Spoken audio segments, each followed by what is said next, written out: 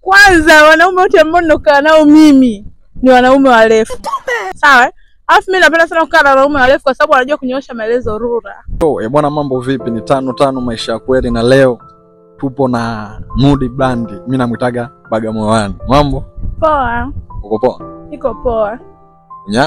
Nyama kabisa. Okay, Nudi, mimi na swali la kizushi hapa nataka nikuulize. Sawa. Kama utajua.